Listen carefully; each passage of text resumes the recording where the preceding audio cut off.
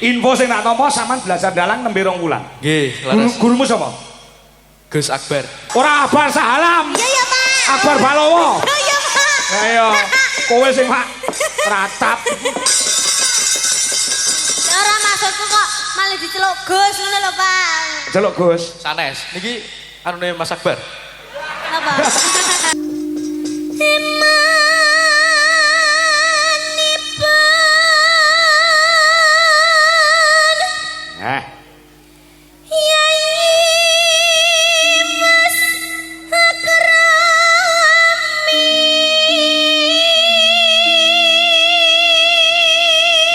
Nek ora kleru kowe bawa sambung Panci Dalu ya ta? Yap.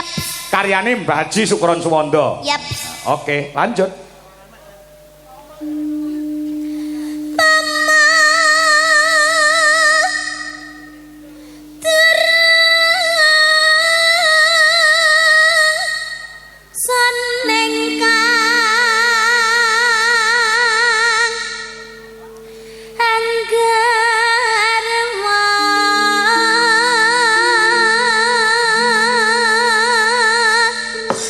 Penggemar nganjuk wayangan bengi iki tumblek-blek ana kene nduk Ken. Nggih. Saka BKC Dwija Kangko Klub Nganjuk uga PDKP Pandemen Dwija Kangko Putuk Rejo uga penggemar Dwija Laras Indonesia ki mau Mbak Sopo Puspita dan kawan-kawan ya diinformasikan kembali untuk pecinta wayang kulit untuk mendatangi kembali pagelaran Dwija Laras Indonesia dengan dalang Ki Anom Dwija Kangko ya kuwi bertempat di Sambiroto Kecamatan Baron Nganjuk pada tanggal 18 Januari ora 18 apa tanggal 18 Juli 2026. Astagfirullah, Pak.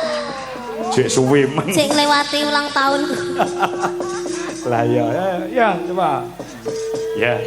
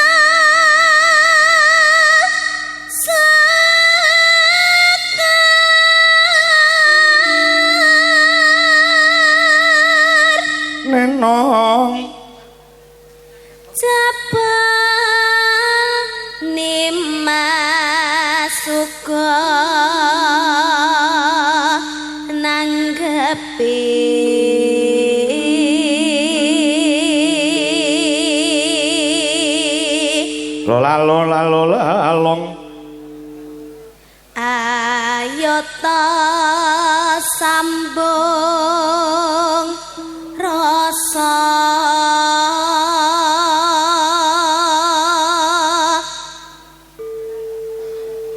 nanging wanci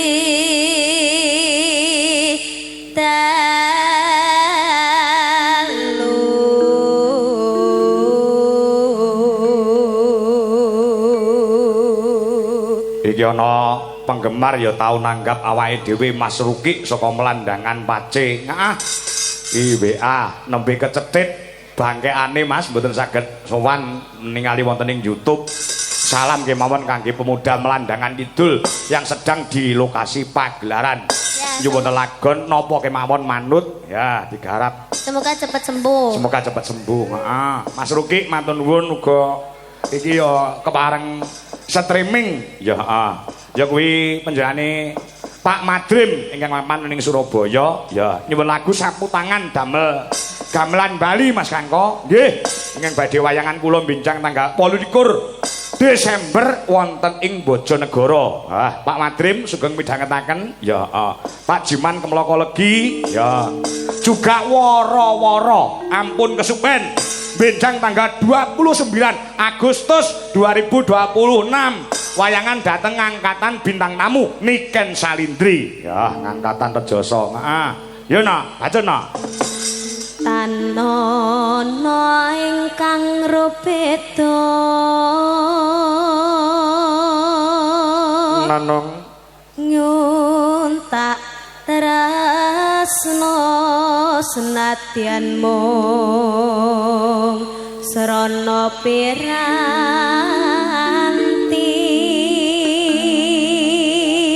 garap langgam sik engko sing kedua garap gamelan Bali no.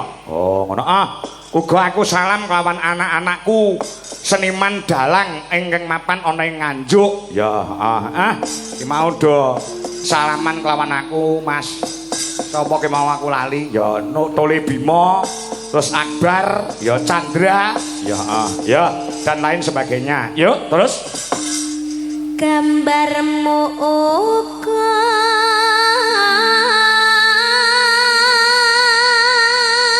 ketoprak sik Mas Dodo ya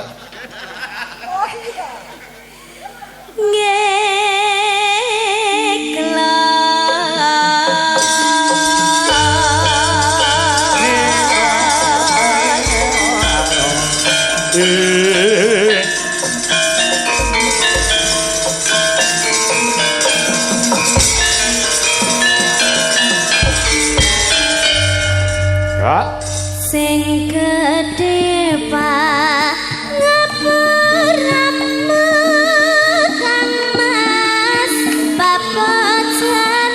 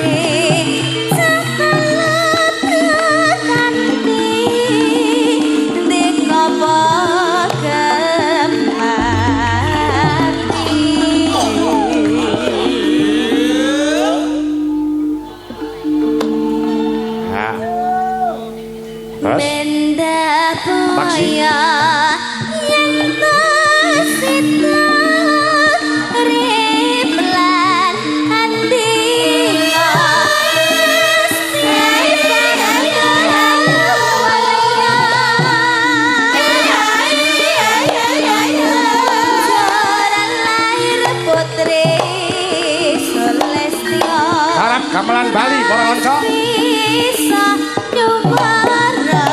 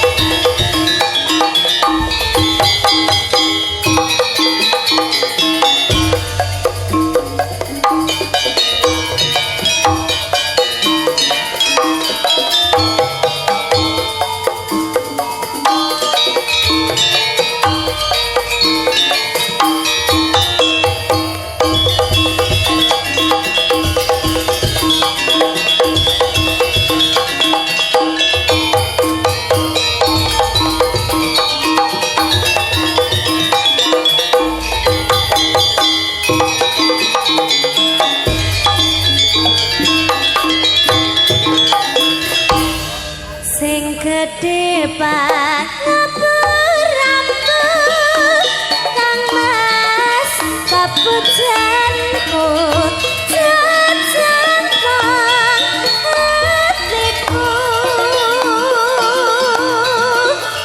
sambungku mong lanjut lalu ngerubih dasarmu kalaman karanganmu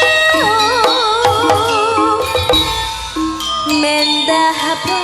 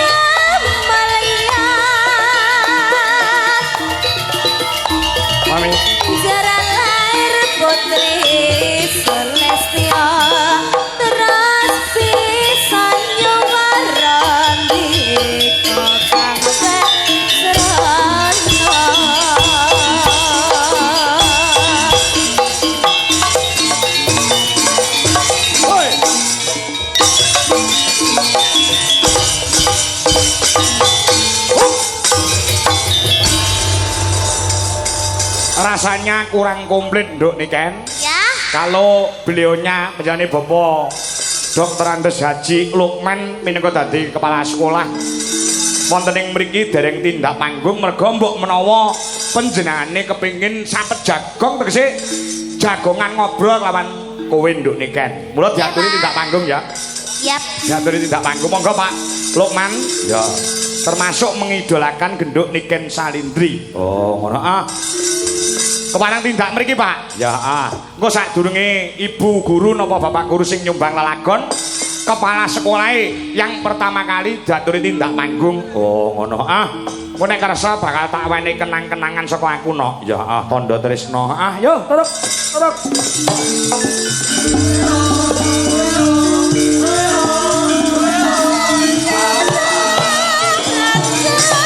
Monggo Pak Haji Lukman.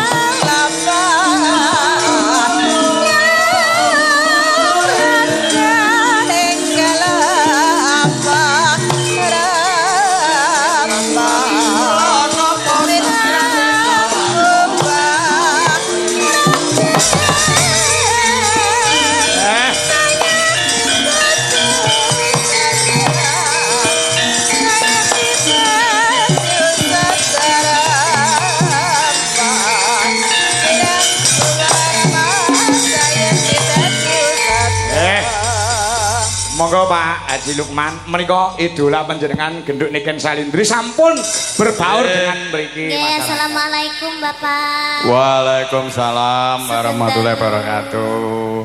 Nggih, Mbak Niken. Nggih, Pak. Terima kasih atas kedatangannya di SMK PGR 1 Nganjuk.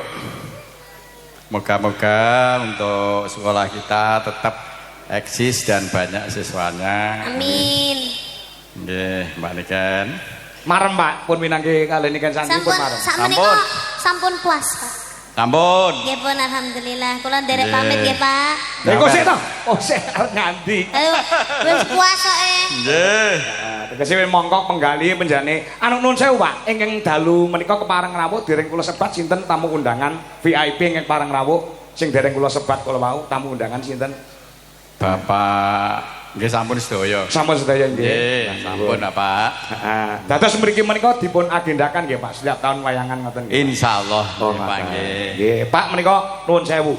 Wonten tandha tresna saking kula, wonten wayang niki Prada Mas. Menika kangge panjenengan kenang-kenangan supados sampun ngantos kesupen tahun ngarep nanggap malih. Nggih, insyaallah. Nggih, nggih. Pak nuwun berkah nggih, Pak. Matur suwun. Nggih. Nggih, 1,5 juta Pak niku. Nggih, nggih. Pun niku ikhlas kangge panjenengan. Badhe anu nembang napa ampun mandhap riyin. Badhe nembang napa ngoten napa request lagu napa? Request lagu napa? Nyonya kula nika. Oh, Ibu ugi Ibu. Nggih. Napa lagu napa nduk niken Bu? Napa, Bu? Ya. Bokong semok. Pripun? Mas Joko. Lho Lintang Asmara. Lintang Asmara, nggih. Badhe duet kalih Pak. Nggih, lho. Nggih, Pak. Nggih. Panjenengan nggih, Pak. Nggih. Jenengan teng napa to Pak kesusu mawon Pak ya Allah. Nggih. Loh, mboten Pak, ya Allah mboten kok to. Loh, mboten kula niku. Loh, sampun Pak, mboten usah pun to nggih. Mengke kula bakekne mawon nggih.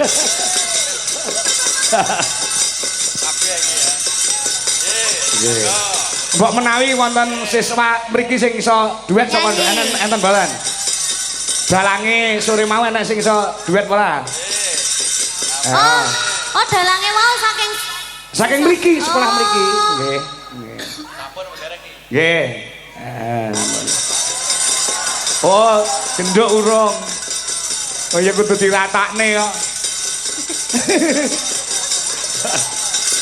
Nggih. Sampun Pak Ji? niki jenengan mboten duet kalih kula saestu, Pak. Sampun napa diwakilne siswane mawon. Siswa Siswane? terfavorit sing saged nyanyi sinten, Pak? Napa dalange wau sinten dalange wau? Heeh. Endi mau dalange kon rene munggah rene. Ya. Ya takeane wayang, pemung wayangku akeh. Hah? Selfie, Pak. Oh, nggih. Selfie. Mboten kamera belakang, Pak. Kamera belakang, Pak. Kula foto Sing moto niken, sing moto niken. Lah kok ngarep ngono lho. Lho, karo kowe. Karo kowe. Ale kula. Selfie ngono lho kok ngarep ngono lah karo beliaunya. Anu, Pak, dipotokne mawon. Oh, dipotokne nggih. Sane marem. Nggih. Pak. Nggih.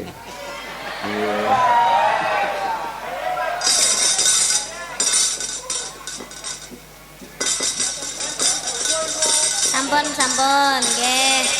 Bu anggap kula siswane nggih, Bu nggih. Nggih.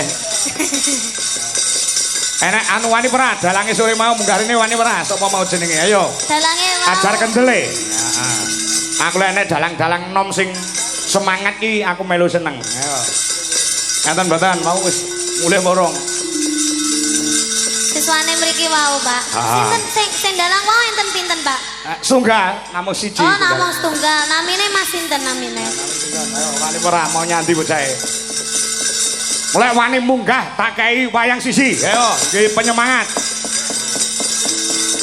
Ayo, wani ora. Ya ya wis langka lho duet karo Niken Salindri iki langka lho. Oke jalanan lanang sing do pengen duet karo Niken Salindri. Sekali duet langsung jenenge mumbul dia sambar karo pesawat terbang. Anak ora wani ora. Niki to, Pak. Ha iki. Ini dalange SMK PGRI satu Nganjuk baru 2 bulan lek belajar dalang ning natane wis wani pentas. Nggih.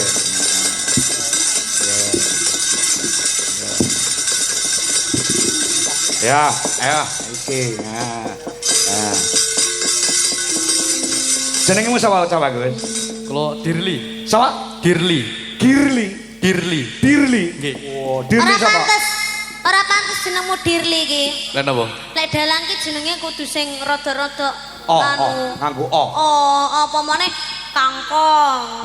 Purbo Asmara. Purbo Asmara. Anom Surata. Dirli. Diganti. Dirli. Seto ngono apa piye apa? Elek ya. Ganti Broto. Heeh. Kelas piro cah Bagus? Mas Diri saiki ning kene ta sekolahe? Nggih. Kelas pinten? Kelas kalih.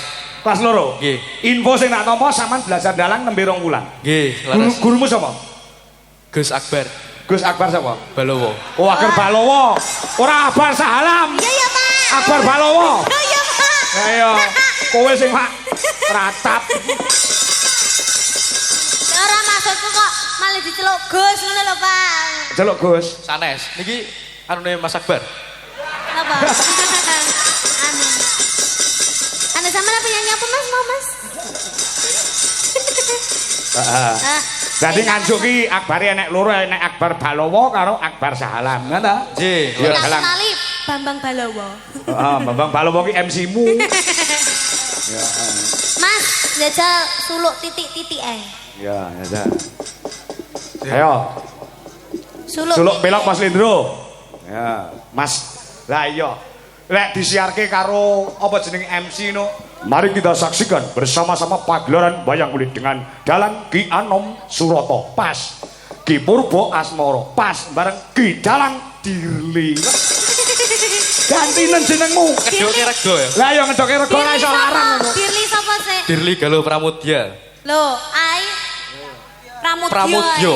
Galuh gawe O. Heeh, gawe O. Ah. Ayo. Apa suluke sampean apa? Sing mau. Ya. Apike ya Allah. Wah, sik urung muni kan.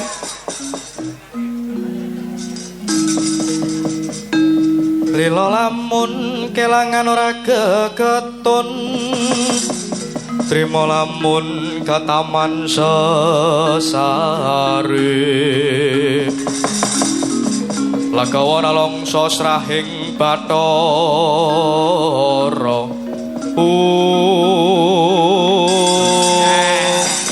Ya. Glo, siswa oning SMKP GRI suarane hebat, suarane jos. Dari cita-citane ini kan pengen duwe bojo dalang. Nggih, Pak. Heeh. Amin amin. Gelem apa kowe? Kowe gelem sing moh niken. Sampean gelem dadi bojoku, Mas? Boten. Lah ya batin kok siap menyawamu ki. Ratatak, gak tatak blas. Tatak blas. Wong lanang kok karo niken ora kata-katine. Wong lanang ki lek wis kadung jatuh cintai wis anu Mas, kudune apa jenenge berusaha ya to, Pak? Heeh. Berusaha ora tatak blas ngono kuwi sampean wis. Ora wani. Sing gak mbok wantene apa? Lah sing mau wedeni saka niken ki Nah. apa? Wong kaya bocah biasa, kaya kowe ya bocah biasa. Sing tak wedeni apa karo niken? Kathah. Kata. Nggih. Contone siji wae. Apa?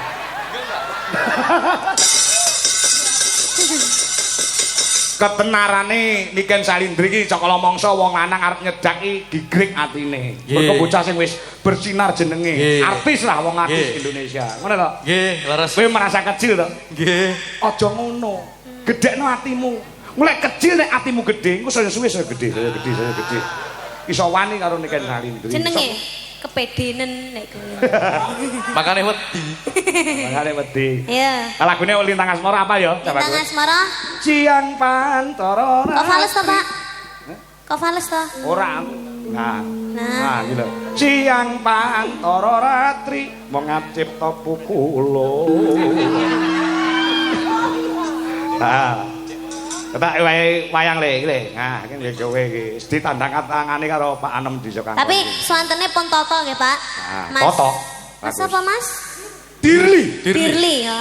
Pokoke apa-apane Dirli. Ya coba campur sari ya gamelan plus musik yuk. Lintang Asmara terus